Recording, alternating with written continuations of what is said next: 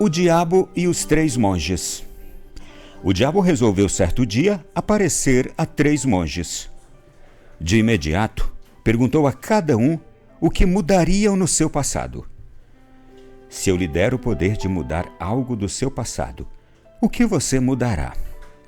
O primeiro monge, com grande zelo apostólico, respondeu rapidamente: Eu impediria você de fazer Adão e Eva caírem no pecado, para que a humanidade não pudesse se afastar de Deus. O segundo monge, que tinha um coração repleto de misericórdia, respondeu: Eu impediria você mesmo de se afastar de Deus e se condenar eternamente, como aconteceu. O terceiro monge era o mais simples dos 3. Em vez de responder ao diabo, ele se ajoelhou, fez o sinal da cruz e rezou: Senhor, livra-me da tentação do que poderia ter sido e não foi. O demônio então lançou um urro estridente e, contorcendo-se de dor, desapareceu naquela hora. Atônitos, os outros 2 monges perguntaram ao companheiro de vida consagrada: Irmão, por que você respondeu desta forma? E o terceiro monge disse: Primeiro, nunca devemos dialogar com o diabo. Segundo, ninguém no mundo tem o poder de mudar o passado. Terceiro, o diabo não está minimamente interessado em nos ajudar, mas sim em nos prender no passado para descuidarmos do presente. E sabe por quê? Porque o presente é o único tempo em que, pela graça divina, podemos colaborar com o próprio Deus. E o ardil do diabo, que mais aprisiona as pessoas e impede elas de viverem, é aquela tentação do que poderia ter sido e não foi. É estarem presas a um passado.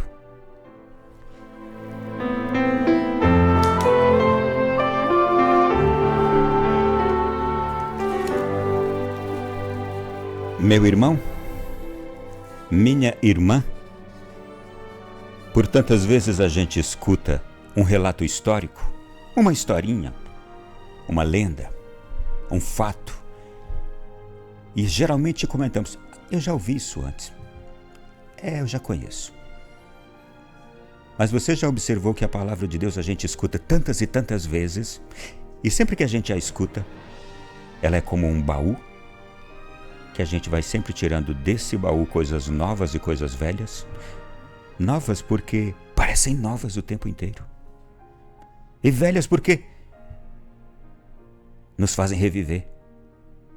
E tudo aquilo traz algum aprendizado ou alguma memória importante?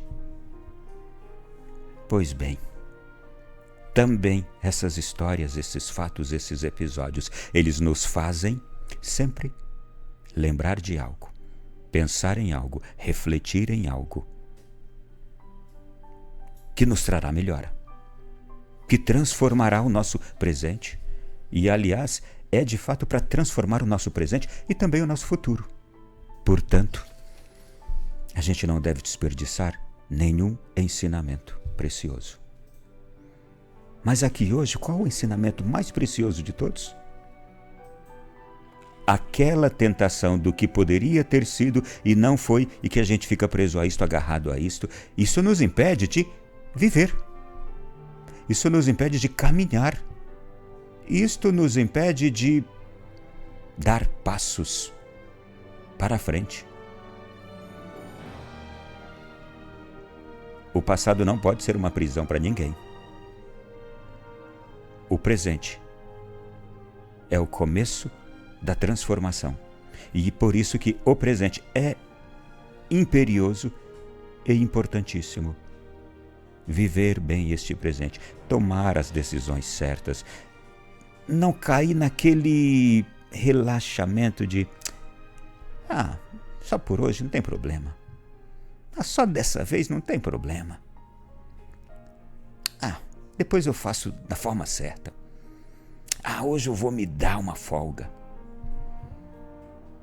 E é justamente aí que a gente cai na tentação de não viver bem o presente, de não aproveitar o presente, já construindo e transformando o nosso futuro. Meu irmão, é isto. O passado a gente deve deixar na misericórdia de Deus. O presente, devemos ajudar Deus a construir o nosso futuro. E o futuro, nas mãos da sua providência. Mas eu e você somos chamados a construir junto com Deus o nosso futuro. Deus não pode nos salvar sem a nossa contribuição. É Deus que pode tudo, tudo, tudo. Se você não quiser, Ele não pode te salvar. Se você não quiser, Ele não pode te arrancar desse pecado. Se você não quiser, Ele não pode te tirar desse adultério. Se você não quiser, Ele não pode te ajudar a parar de fumar, de usar droga, a parar de ter atitudes que não são edificantes. Deus precisa de nós, e veja a situação, a condição desse precisa de nós para nos ajudar. Mas é porque se a gente não quiser, Ele não vai contra a nossa vontade. Deixemos, portanto, o futuro nas mãos da sua providência, contribuindo hoje, no presente, para que Deus faça grandes coisas em nós. Mas não se esqueça, o presente está em nossas mãos, unidas às mãos de Deus. E uma outra lição importante, né? O que o terceiro monge disse para os seus irmãos? Não se deve dialogar com o diabo. Não se deve brincar com o diabo. Não se deve fazer nenhum acordo com o diabo. Não se deve, gente, por isso que não se deve ir a lugares onde o diabo é invocado. Por isso não se deve aceitar propostas que venham do diabo, por mais que seja para você ser o Elon Musk do Brasil, o homem mais rico. Tudo aquilo que te oferece como mágica e que venha das mãos do diabo ou de um enviado dele, porque o que ele tem de enviado, o que ele tem de mensageiros, o que ele tem de discípulos por aí, não negocie, não aceite. Feche a porta, joelho no chão, como fez esse terceiro mongezinho aqui. Ele era o mais simples de todos. Mas mesmo as pessoas que não são simples, humildes como esse monge, aprendam uma coisa com ele. Se ajoelhem, façam o sinal da cruz diante das tentações. Ajoelhe-se e faça o sinal da cruz diante das tentações. Seja de que campo for a tentação, ajoelhe-se e faça o sinal da cruz. Faça isso na sala de um escritório. Faça isso no ambiente hospitalar. Faça isso na porta de um prostíbulo. Ajoelhe-se e faça o sinal da cruz. É uma atitude que a gente aprende com os humildes para vencermos o diabo.